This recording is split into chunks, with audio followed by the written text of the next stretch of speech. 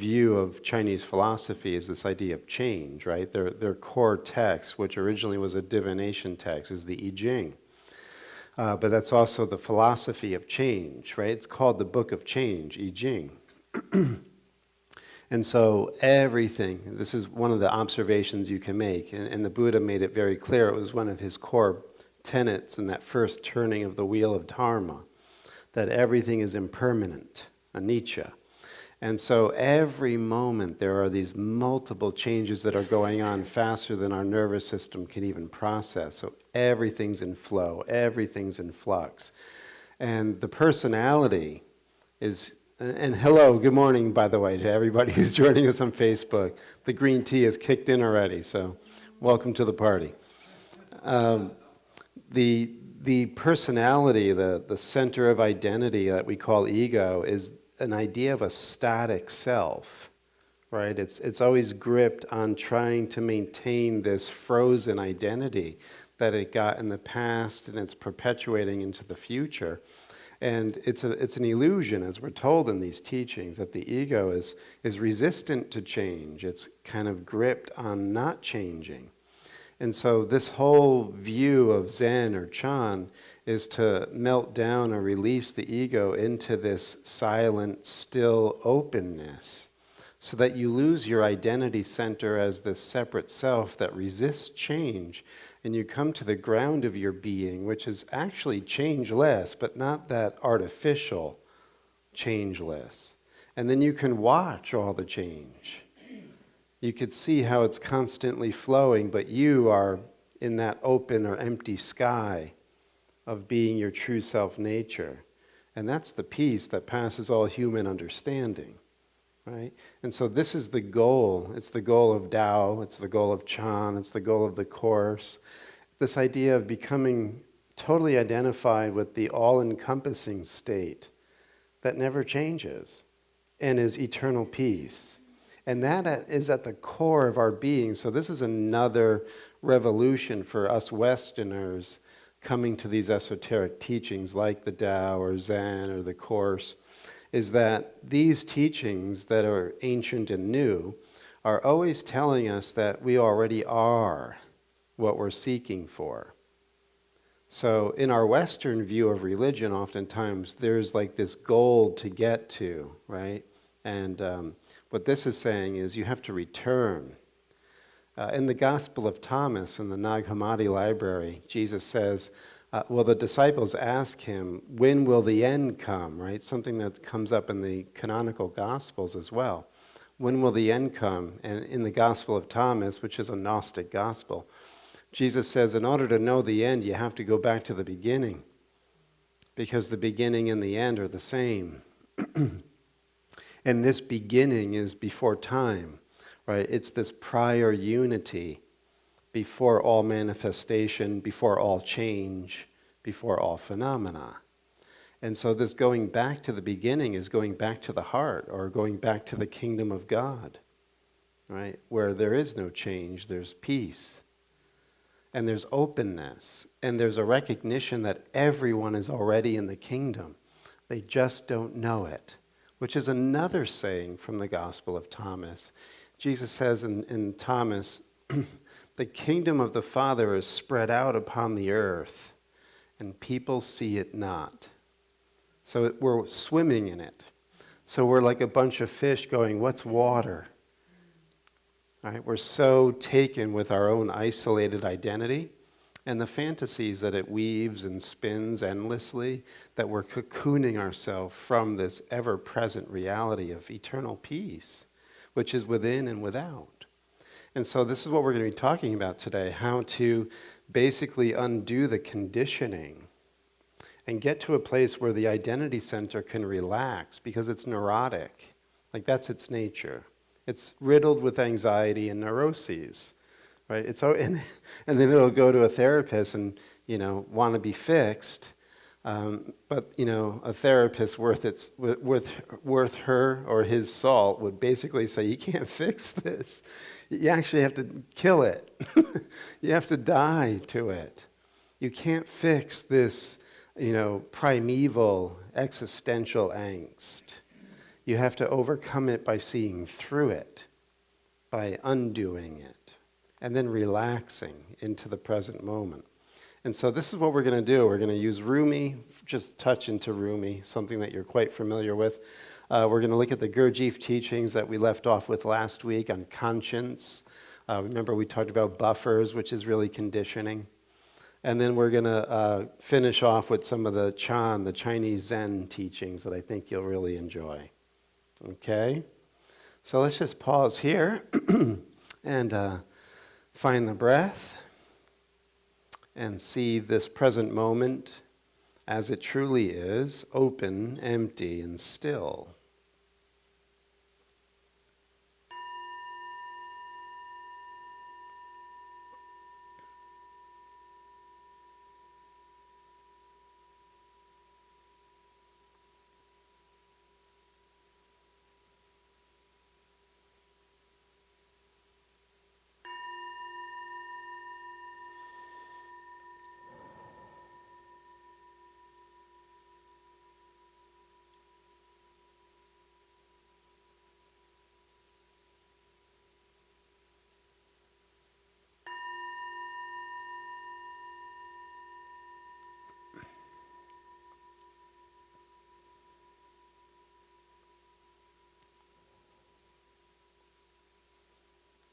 And if you can, feel that bell reverberating into the empty space and get a clear sense that this empty feeling, this open space, is the nature of your mind. The fact that you're aware of the space means that the space is in your awareness. And so as we move through the teaching this morning, just like in a really nice Japanese or Chinese ink painting, see if you can identify more with the space rather than the objects within the scenery. That they arise very mist-like out of the empty space, and they go back into the empty space, actually moment by moment. And you can abide as this openness, this clarity, and this stillness. Don't get taken in or taken out by the scenery.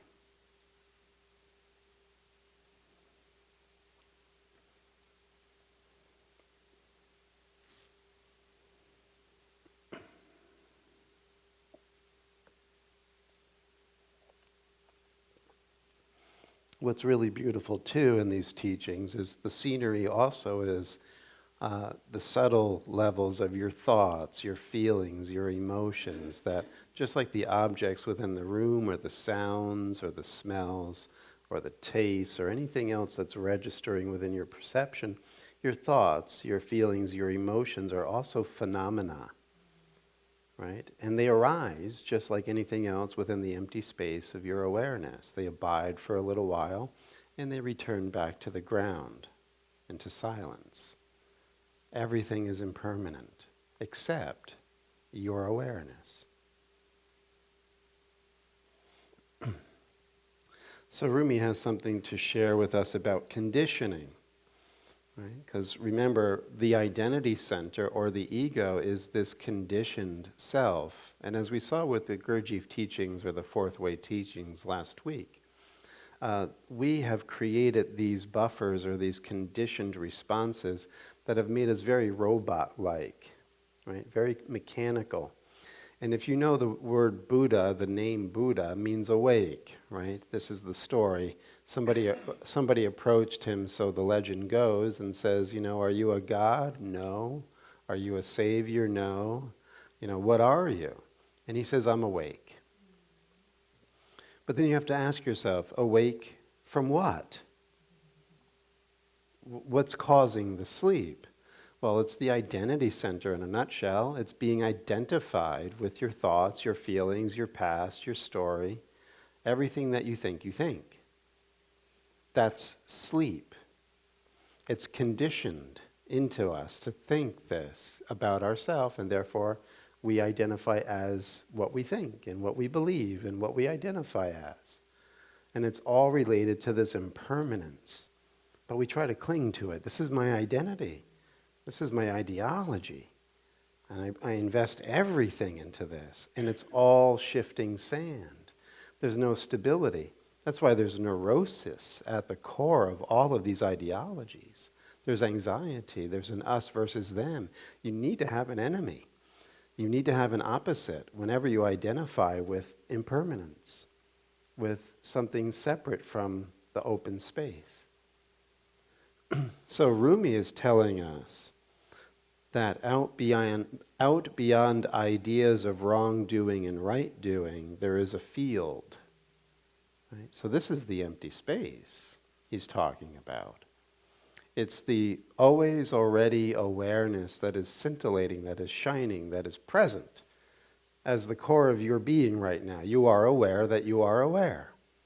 What is the nature of this? It's aware of everything. And it's nothing at the same time. Where's your awareness? Can you see it? Can you touch it? Can you taste it? Can you feel it? No. So this is beyond conditioning. This is beyond thoughts and words. So out beyond ideas of wrongdoing and right doing, there is a field. I'll meet you there. And so what he's also driving at is this is the only way that we can have real relationship. We think we can have real relationship when we identify as a religious group or a political party or a certain gender or a certain sexual orientation. But as soon as we put ourselves in these silos or these different camps of belief or ideology, then there's all infighting and still more fragmentation going on inside those camps. There's never unity. This is something else we talked about with Gurdjieff. There's no center, there's no I that truly knows itself. It's always shifting and changing. Therefore, there's always instability and fighting and disagreements.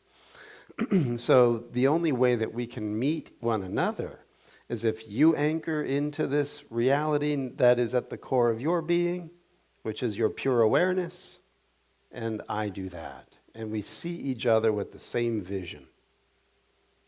That's why, again, in the Gospel of Thomas, Jesus tells Thomas, because everybody else was looking at Jesus as something of an anomaly and they wanted to worship him. And because of Thomas's answer that he had no way of categorizing who Jesus is, he got to the place of emptiness, right? Peter said, "You're a great angel." And I think it was Andrew who said, "You're, a Messiah." And Thomas says, "I don't know what you are." And Jesus says, "There you go." It's kind of like Buddha with the flower. You don't put a label on me. Now you can enter into where I am. And he says, you've just drank from the same fountain that I drink from, which makes us the same. And this is the only way we can meet one another. We don't hold people up or we don't put people down. We see this true equality. It's not based on the body. It's not an equality of bodies. It's an equality of awareness. Ants have it, grass has it, mountains and rivers have it, birds have it, wind has it. Everything is this, right? Leave nothing out.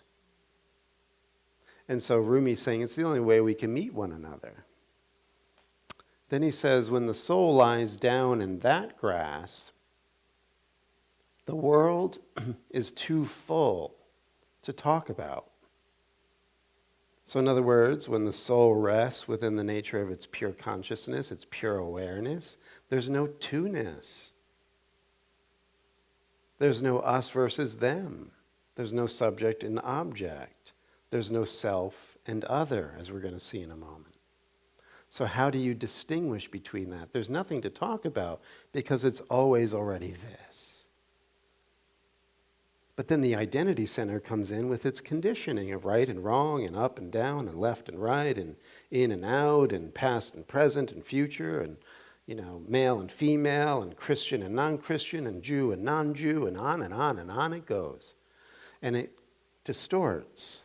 This lens of right and wrong comes in and it distorts the field where there is nothing to talk about.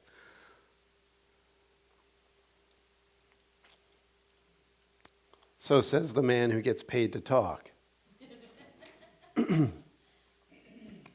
So when the soul lies down in that grass, the world is too full to talk about. Ideas, language, even the phrase each other doesn't make any sense.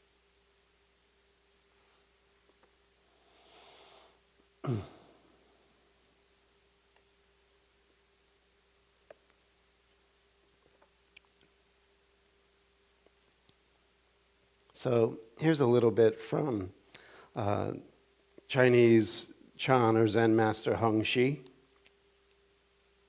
This is taken from Cultivating the Empty Field.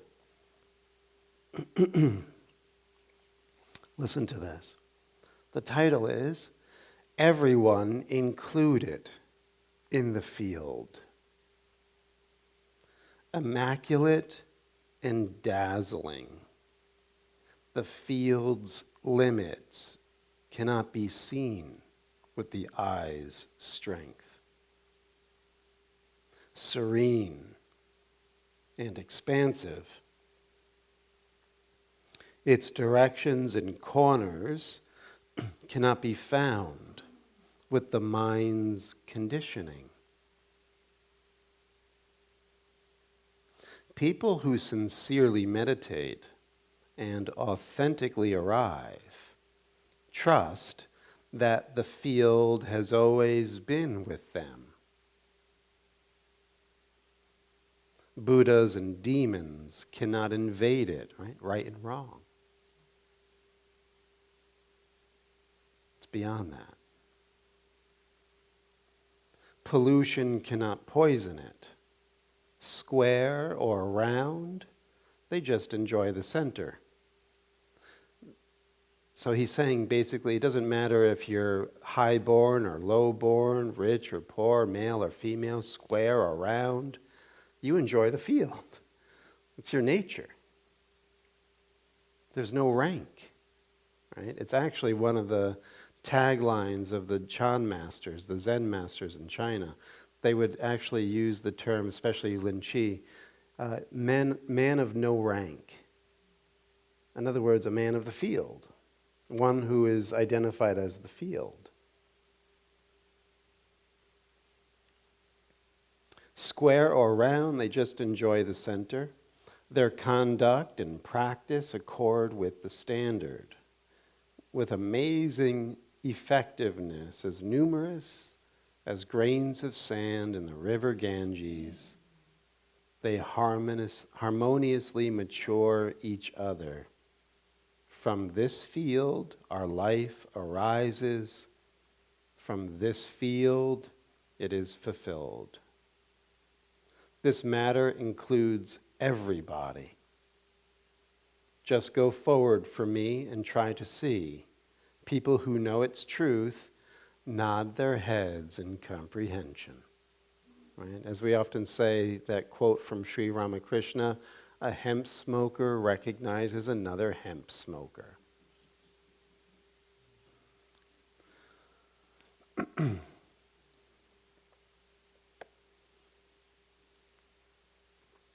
So when you're recognizing that you are not the phenomena that's arising, that you're the quiet space in which everything arises, you are learning how to enter the gate of Zen, right, which is your nature. And everyone is included in this. Another quote from the Gospel of Thomas, Jesus says, "Split open a piece of wood and I am there. Turn over a rock and there you will find me." It's all pervasive. It's in the granular, atomic, and subatomic, and it's in the galactic and intergalactic and universal simultaneously. It's the mind in which everything arises. And this is your natural inheritance. But we are wandering away like a rich kid lost in poverty, identified with impermanence, with a neurotic self that is never satisfied, never fulfilled, always seeking, never finding.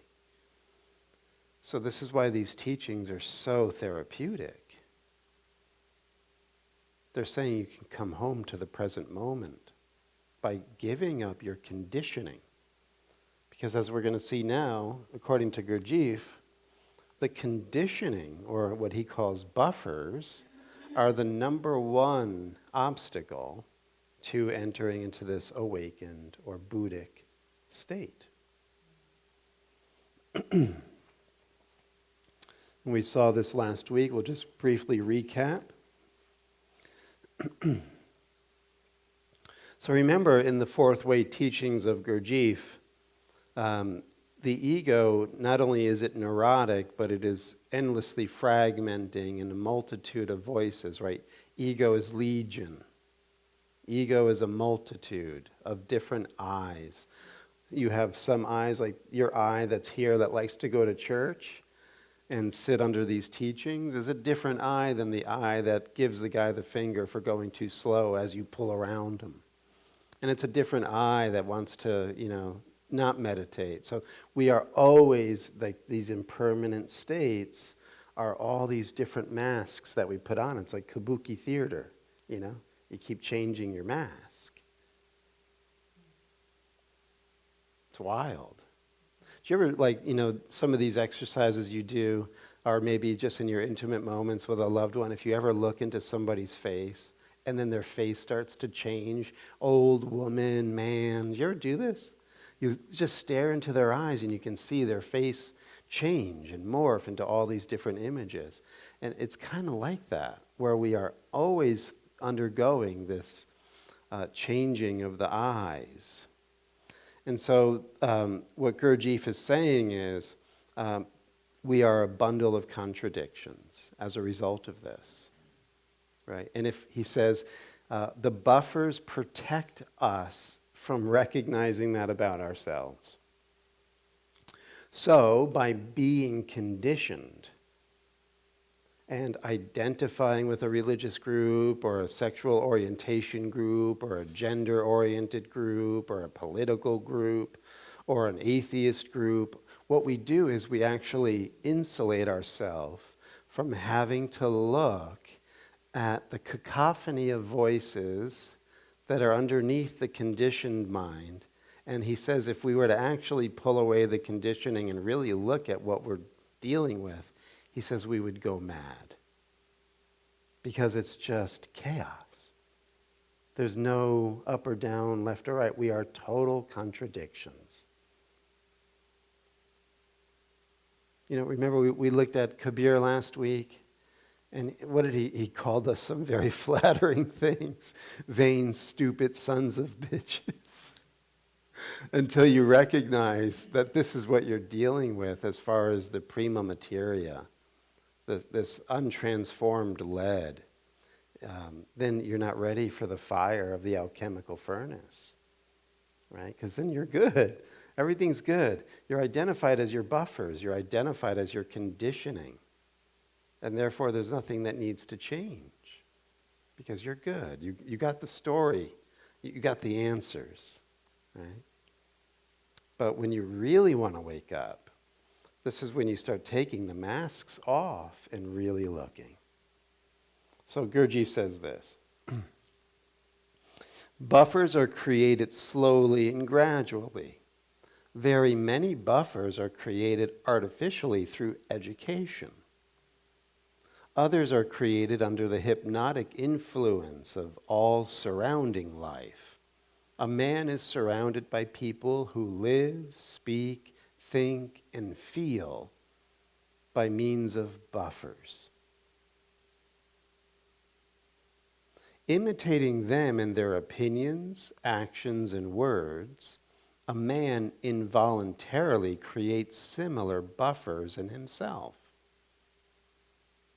Buffers make a man's life more easy. What comes to mind immediately when I read this, I have these experiences on occasion, like I'll pull up to a red light and I'll see a guy like in a welding truck or something, he's got his hand out the window with a cigarette. And as soon as I see it, I'm like, that's his father. Like it just felt like he took a snapshot of his dad or an uncle or somebody he admired. And now he's living that. He identified with it. He idolized it. He thought that's what a man is. And now he's living it. Right? That's what it feels like sometimes. Not all the time, but this one image that comes up when I'm reading this certainly felt like that. And so you can catch this about yourself. Like sometimes, if something goes wrong and, you spill something on the floor and you say an expletive out loud, it's like, that's my mom. That's what my mom used to say. So it's like we repeat these things, like he's saying, these buffers that other people influence us, we take in as our own. And we begin to just hypnotically go along with our environment and the people around it. And we use our belief to literally limit ourselves to the conditioned responses of others. So imitating them in their opinions, actions, and words, a man involuntarily creates similar buffers in himself. Now get this. Listen carefully, because then you're going to see why there's resistance to a conversation like this. Buffers make a man's life more easy. It is very hard to live without buffers. But they keep man from the possibility of inner development, because buffers are made to lessen shocks, and it is only shocks that can lead a man out of the state in which he lives, that is, waken him. Buffers lull a man to sleep, give him the agreeable and peaceful sensation that all will be well, that no contradictions exist, and that he can sleep in peace. That's what conditioning does. It makes life easy, comfortable, understandable, relatable, but artificial, right? Not fulfilling, dissatisfying, difficult in the end, because we're living a fantasy, we're not in reality. And there's always this gnawing feeling at the center where something's just off, it's not right. And remember what he's saying here, buffers are designed to lessen shocks. So if you're opening yourself to awakening, first off, be prepared to be shocked, right? Unsettled, disoriented, overwhelmed, in a state of crisis. And then you're going to have to integrate this. You're going to have to understand it. You're going to have to process it. And don't be surprised when you get around your usual people, your ordinary relationships, that sometimes people will downplay it or not want to talk about it, or will lessen what's going on with you or think you're a little off.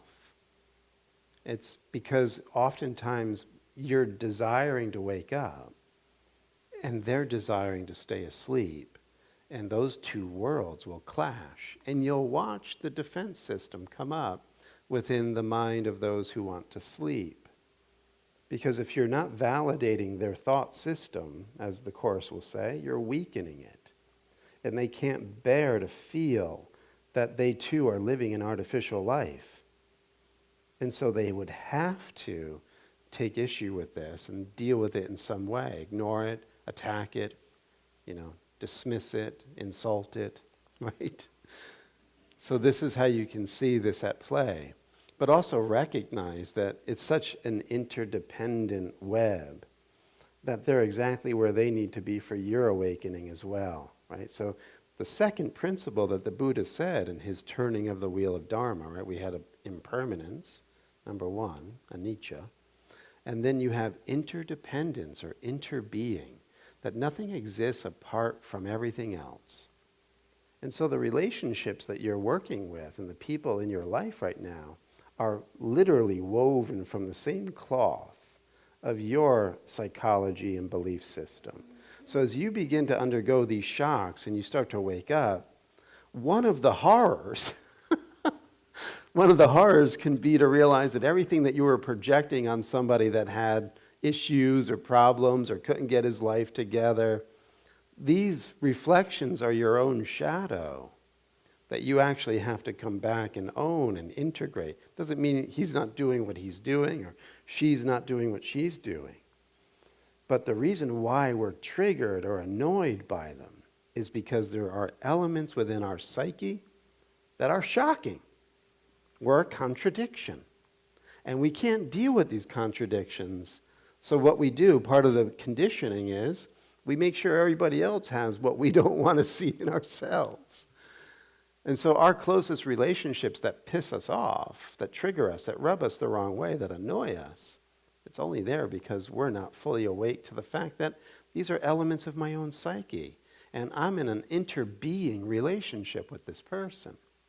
And there's something I just don't want to hear or see about myself, and so it's out there with them. That's the problem.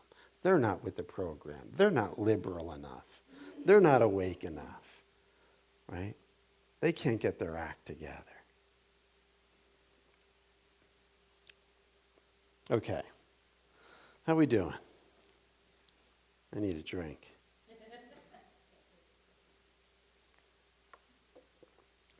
So that's basically the introduction for the conditioned mind, right? Buffers are appliances by means of which a man can always be in the right. Buffers help a man not to feel his conscience. Hear that clearly. Your conditioning, your insulation, helps you avoid, numb to conscience. And Gurdjieff in this section is going to point out the important distinction between conscience and morality. Morality is in the dream. Morality is for sleepers because there's this right and wrong, which is different in different cultures and different identity groups. Nobody has a universal morality. As he says, what's moral in China is immoral in Europe. And so there's no universal morality. That's why Rumi is saying you got to go beyond right and wrong. You got to go beyond dream morality. That's not going to transform you. It actually makes you more judgmental. If you're a moral person, you'll attack immoral people. It's all part of the dream. So conscience is different than morality. Conscience is really a direct seeing into your contradictions and beginning to deal with them. He says, in order to have conscience, you actually have to have consciousness. Right? You have to start to wake up. If you don't have a semblance of awareness, you're not going to be able to understand what your conscience is even going to show you. It's not going to come online because you're not really looking. Right? So look at what he says here. Conscience is again a term that needs explanation. In ordinary life, the concept conscience is taken too simply, as if we had a conscience. Actually, the concept conscience in the sphere of the emotions is equivalent to the concept consciousness in the sphere of intellect. And as we have no consciousness, we have no conscience. Right? So when you read Gurdjieff, sometimes you might feel like, oh, he's very pessimistic. He has such a low opinion of humanity. No, he's making a clear distinction between sleeping and waking. And if it's rubbing you the wrong way, it's probably because we are trying to insulate ourselves from waking up. Right? That's usually what happens. Consciousness is a state in which a man knows all at once everything that he in general knows, and in which he can see how little he does know and how many contradictions there are in what he knows. Right? So, very much like Socrates. The reason why he was so wise was because he knew nothing. And his mind was empty and open to the fact that it's not within the contents of his own identity thinking these things. He would actually call it ho theos. He would call it the daemon, the God, or my daemon would tell me things. That's how he had his wisdom. And in order to hear from the God, you have to be quiet. you would have to know you don't know. So there's the root of Socratic wisdom, right? Being completely, I don't know. And then you'll know, because you're being shown by a different way of perceiving. It's not from egoic thinking. And then Gurdjieff says this about conscience. Conscience is a state in which a man feels all at once, everything that he in general feels or can feel.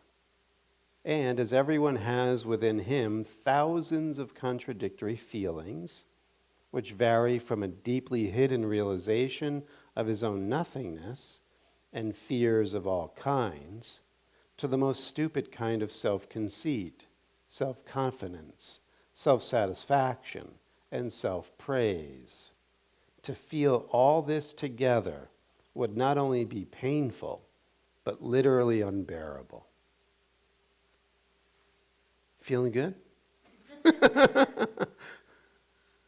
Is this resonating? So, he goes on. From early childhood. No, this is too good to pass up here. Hold on. If a man whose entire inner world is composed of contradictions were suddenly to feel all these contradictions simultaneously within himself, if he were to feel all at once that he loves everything he hates and hates everything he loves, that he lies when he tells the truth, and that he tells the truth when he lies, and if he could feel the shame and horror of it all, this would be the state which is called conscience. And this precedes repentance, right? We talked about repentance last week as well. A man cannot live in this state, right? It's unbearable. So this is where you're at the real crossroads between truth and illusion. You see the world of illusion. It's pain. It's contradiction. It's insanity. You have to see it. You won't be able to wake up from the matrix unless you see the insanity in yourself that you've been calling yourself. Right? That's why, remember, Jung says the first stop on the inner journey is to look in the dark mirror. What you're hiding from the world and from yourself, you'll have to see in that dark mirror. That's the shadow. And he says most people, when they get a look at this, they run away and go back into the dream. What will you do? Well, you're here. Let's see if you're here next week. So get this now. A man cannot live in this state. He must either destroy contradictions or destroy conscience. Right? So this is what's going on as we face these things. We either run away and hide and get back into the numbing and avoiding, or bring it on. I'm done pretending. I don't want to live a fake life anymore. I'm tired of living this limited sense of self. I really want to know who I am. I want to go home. I want true love. Right? So Gurdjieff says, a person cannot destroy conscience, but if he cannot destroy it, he can put it to sleep. That is, he can separate by impenetrable barriers one feeling of self from another, never see them together, never feel their incompatibility, the absurdity of one existing alongside another. But fortunately for man, that is, for his peace and for his sleep, this state of conscience is very rare.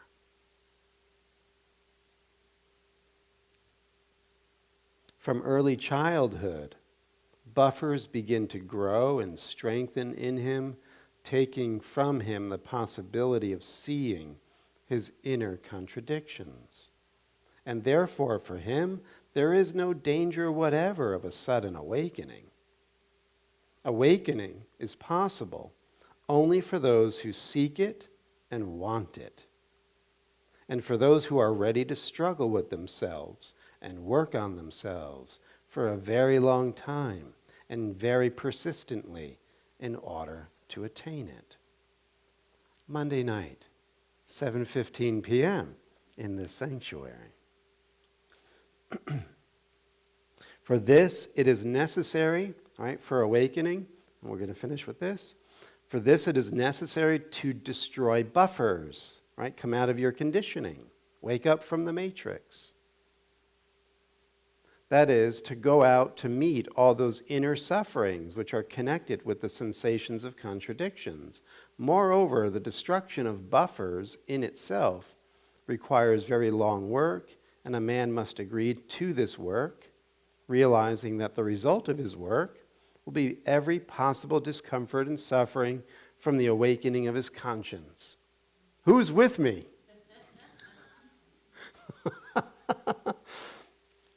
And then lastly, now remember what we had said about having this multifarious personality, right? All these different eyes are like little bits of metal flakes within a glass retort. We've been saying this past few weeks, right?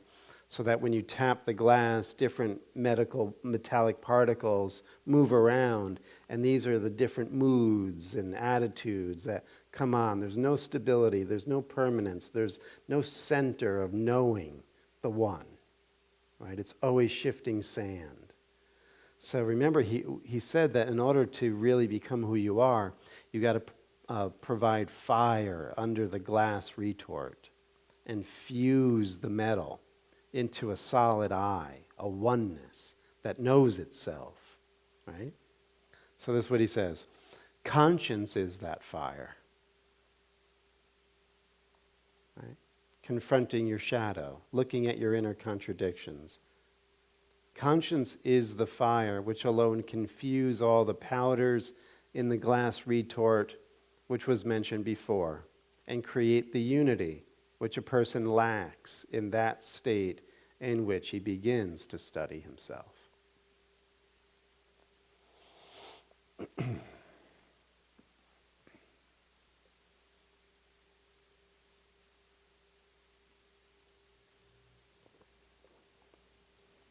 Time is relative, and it's going very slow this morning. So I'm assuming you're in a dentist chair of sorts. So what we've discovered thus far then is sleep is an option, and that's currently our state, and it's completely made up of what we believe to be our life of conditioning, belief systems, identity patterns, past stories and ideas that we think give us access to the truth. And what these teachings are all about, whether it's Zen or the Fourth Way or A Course in Miracles, etc., is that it's always an undoing. It's allowing you to wake up from the fact that you are not your thoughts, you are not your feelings, you are not your emotions, you are not your body, you are not your past, you are not a time being. You're eternal awareness with an identity crisis.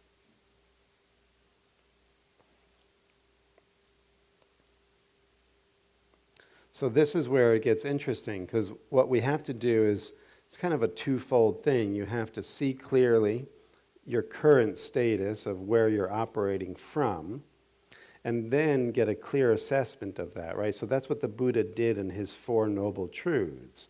We've talked about this many times. It's actually the same structure of a statement that you would have gotten from a doctor at his time in India. It's an assessment of what the disease is that you're suffering from. The first noble truth.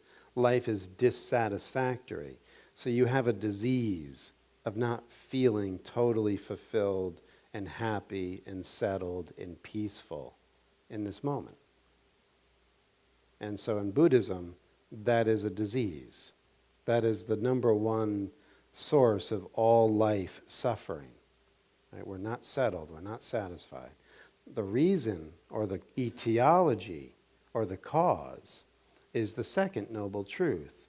We are suffering because we have identified with a self that we are not. Right? Second noble truth. The third noble truth is there is a way out of suffering. And the reason there's a way out of suffering is because we are not the self that we've identified with. Buddha says in the third noble truth, you're the space. in which everything is arising. Nirodha, total stillness. That's your nature. And it's also the cure for your disease. Come back to yourself. Come home. Stop wandering. Settle down. Relax. Be still. That's why meditation is a major constituent to these teachings. That's one of the reasons why I really want to offer the Zen teachings, is so that we can come together, and one of the things we're going to do is sit, zazen, right? Total stillness for 30 minutes before we go into the teaching. You're going to cultivate that still mind. Right? And then the fourth noble truth is you have to live in such a way that is conducive and coherent with your true nature. That's the Noble Eightfold Path. It's a lifestyle of inner and outer choices that align with the highest self, your noble truth, right? And so right view, right insight, right speech, right activity, right livelihood, right concentration, right? In other words, when he says right, he means aligned with your deepest nature. So every moment, we're either tuning in or tuning out with our lifestyle, with the way we think, speak, act. Okay, so all of that bleeds into what we're about to see with Gian de Salzman, who's also a student of Gurdjieff. So this is great stuff here. Our thoughts and emotions constitute a subjective world, a world that enslaves us. Like cowards, we accept being dominated by the currents of low quality in which we bathe. And it will be like this so long as we do not feel nostalgia for another current. So your self-nature, right, your Buddha nature, it's like a radio station. It's a current of energy and information. And your mind is a radio. And you can tune in. But if your mind is stuck on the dial of the ego, you don't pick up that frequency or current. And you stay with this low-grade view of self and world. She goes on. I take my thinking, my thought, as being I, in the same way I take my body as I. I am always ready to be the victim of my thoughts, because I have never disassociated myself from them. I have still not realized what an enormous obstacle they are to the consciousness I seek. I must understand that I am not my thinking, and that I do not have to welcome whatever thought arises in me and expect something from it. I have to see that the thought I is the greatest obstacle to consciousness or awareness of myself.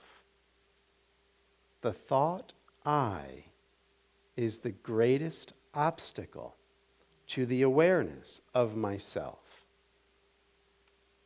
Everything I know through my senses has a name.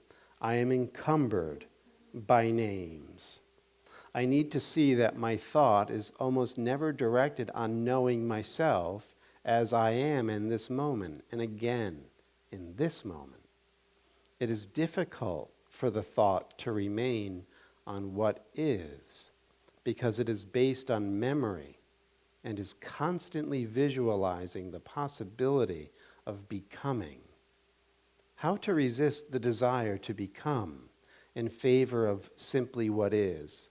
In other words, becoming takes you out of the present moment. You're unable to rest in the stillness of what's right here, right now, as your pure awareness, because this becoming is a constant moving you out of yourself. What's next? What are we going to do after this? oh, what do we got going on? You could probably hear it in yourself. How many times we take ourselves out of the moment. I need to see that there is never any stillness, and that all this thinking of the known prevents me from having an experience of reality. Then stillness and silence take on meaning for me. There is the possibility of a quiet mind. I no longer seek the known. I no longer seek security or to become. I feel myself freer, more open. The thought becomes free moment after moment, and there is then an understanding of truth at each moment. This is the only way to know. True thinking has no conclusion. It always begins anew.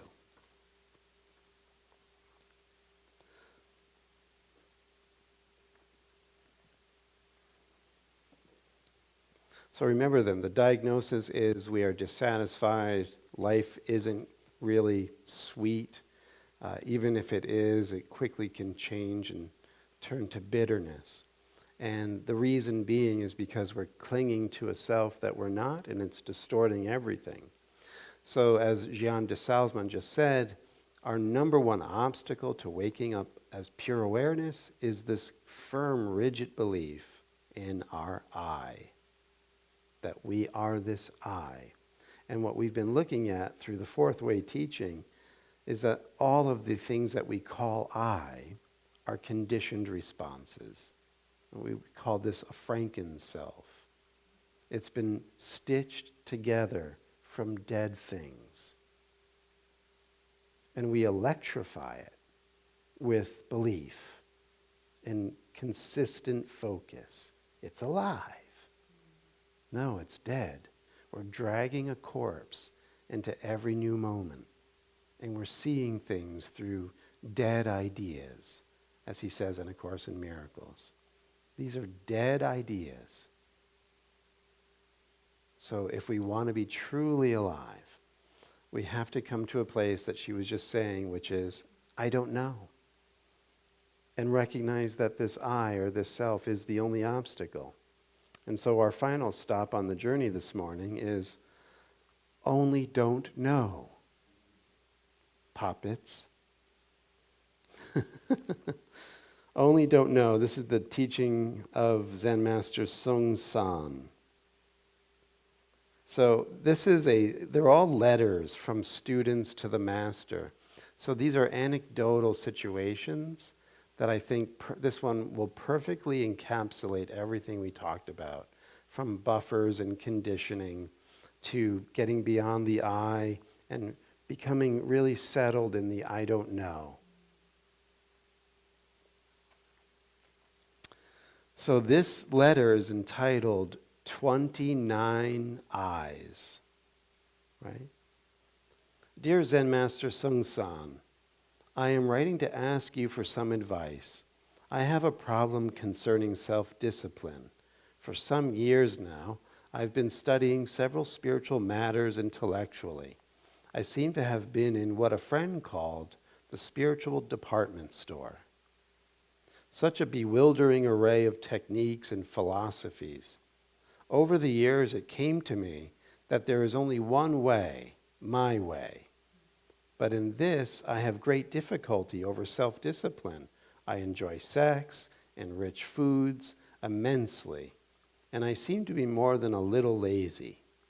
It is written, the abstinent run away from desires, but carry desires with them. When a person enters reality, he leaves desire behind. So he's quoting the Bhagavad Gita. The student continues here. When I try to discipline myself, I find I get very resentful and bad-tempered. In this internal struggle, I lose my concentration. I give in, then end up feeling guilty at having given in. As you have guessed, I think a lot.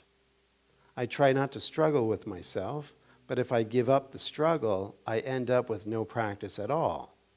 This situation is equally frustrating. I know I should drop it all, but I cannot.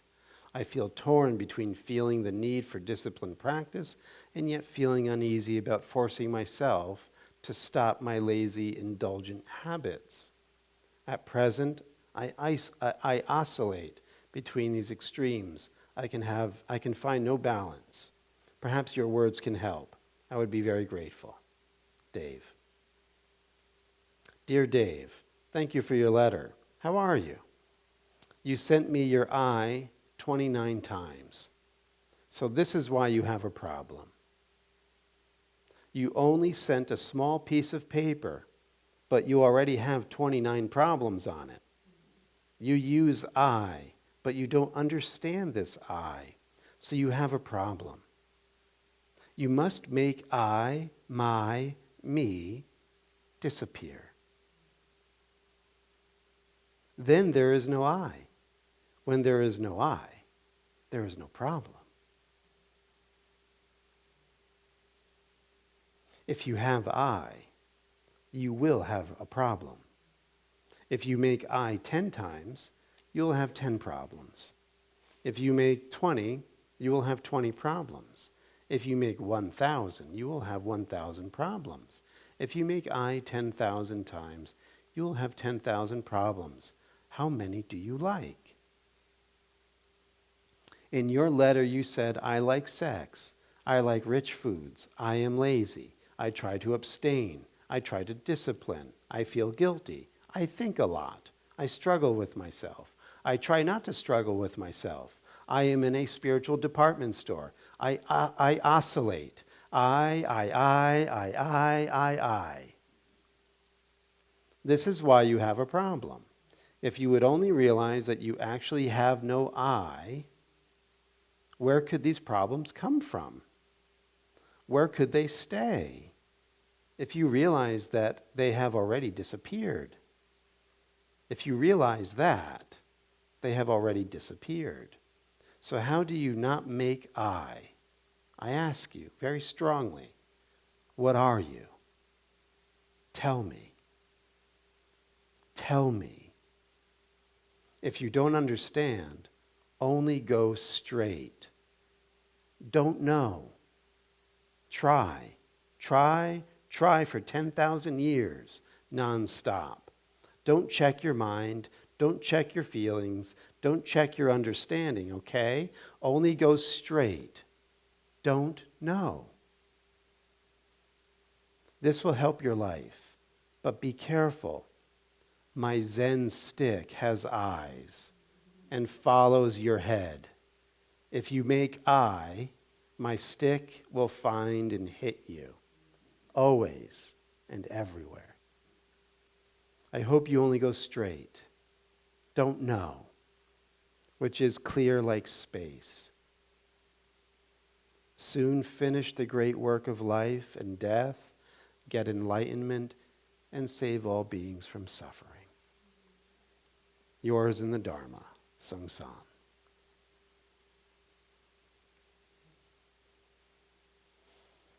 Blue bag's going to go around.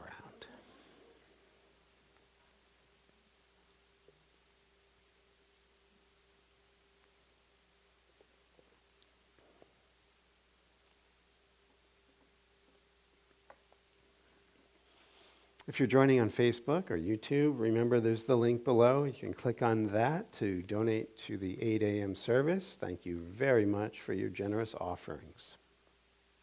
Any thoughts, feedback, comments, or questions this morning?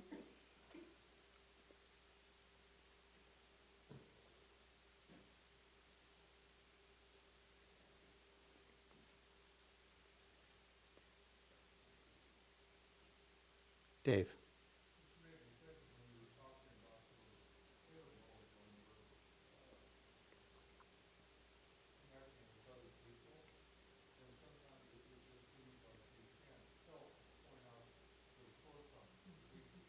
Not if you're in the field where there's no self or other.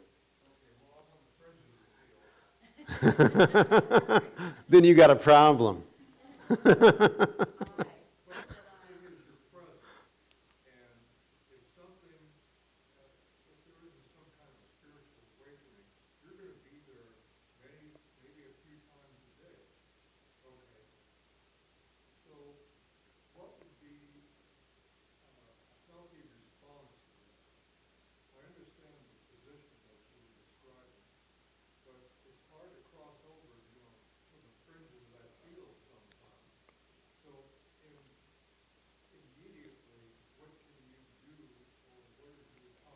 Not believe the propaganda in your own head about that person.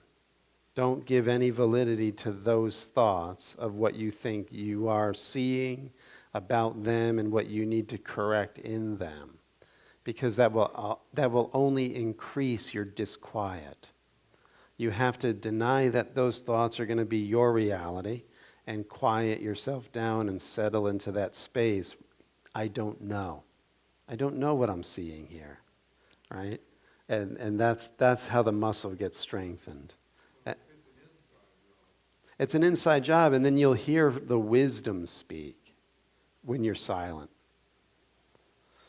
Blessing the offering, charging it with the truth that all beings are already Buddha. May this take forms that they can understand and come out of the burning house.